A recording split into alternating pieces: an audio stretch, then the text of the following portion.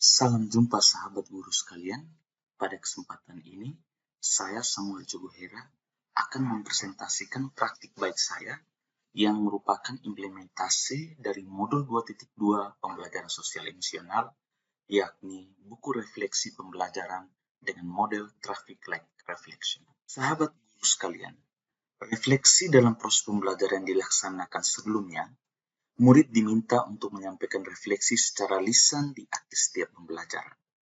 Namun, saya menemukan beberapa kendala, yakni yang pertama, tidak semua murid merasa nyaman atau mampu untuk menyiapkan refleksi mereka secara lisan di depan kelas. Yang kedua, refleksi lisan cenderung bersifat spontan dan mungkin tidak mencakup semua aspek pembelajaran yang penting. Yang ketiga, keterlibatan siswa dalam proses refleksi masih kurang optimal. Dan yang keempat, dari sudut pandang saya sebagai seorang guru, yakni saya kesulitan dalam mengumpulkan atau mengarsipkan hasil refleksi murid dalam jumlah besar.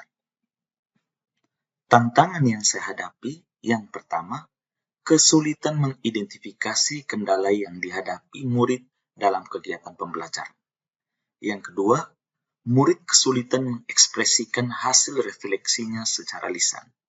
Yang ketiga, kualitas refleksi yang diberikan murid tidak merata. Dan yang keempat, penggunaan metode refleksi yang tepat oleh guru. Berdasarkan tantangan ini, maka aksi yang saya lakukan yakni yang pertama, pemilihan metode refleksi yang mudah dipahami murid. Nah, di sini saya menggunakan model traffic light reflection, di mana ada 4 poin yang perlu dituliskan atau direfleksikan oleh siswa.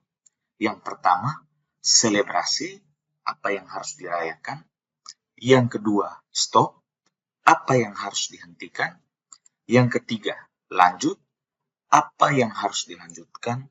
Dan yang keempat, mulai, apa yang harus dimulai. Setelah memilih metode refleksi ini, langkah saya selanjutnya, saya membuat buku refleksi. Di sini saya menyiapkan buku khusus untuk menghimpun hasil refleksi murid pada setiap pertemuan atau proses pembelajaran yang dijalani.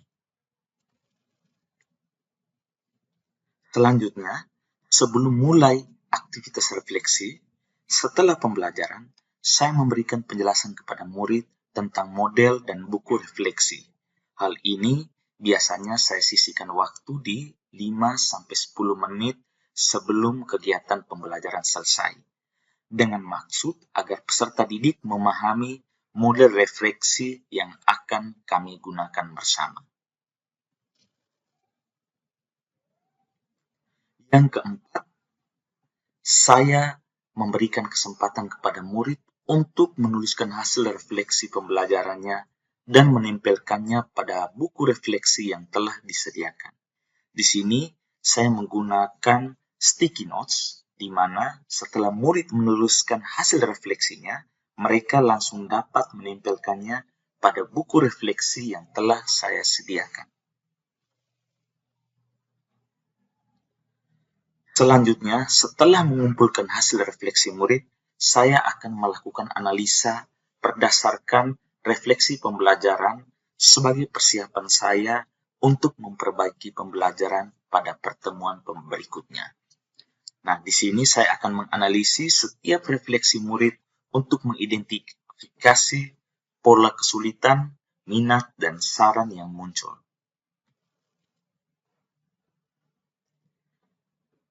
Sahabat guru sekalian, hasil refleksi saya setelah melaksanakan program ini, ada beberapa perubahan positif pada murid, seperti yang pertama, peningkatan pemahaman murid, di mana murid dapat mengidentifikasi dengan jelas bagian mana yang belum dipahami, sehingga nanti akan saya berikan penjelasan, baik pada saat itu juga atau pada pertemuan berikutnya.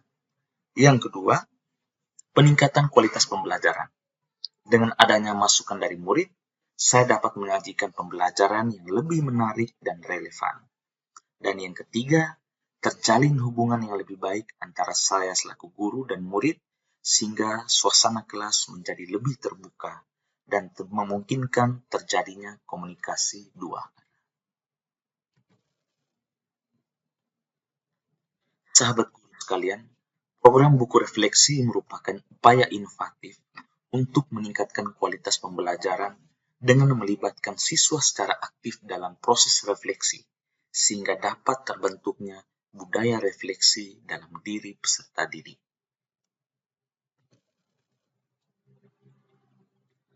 Terima kasih telah menyimak, semoga menginspirasi rekan guru sekalian.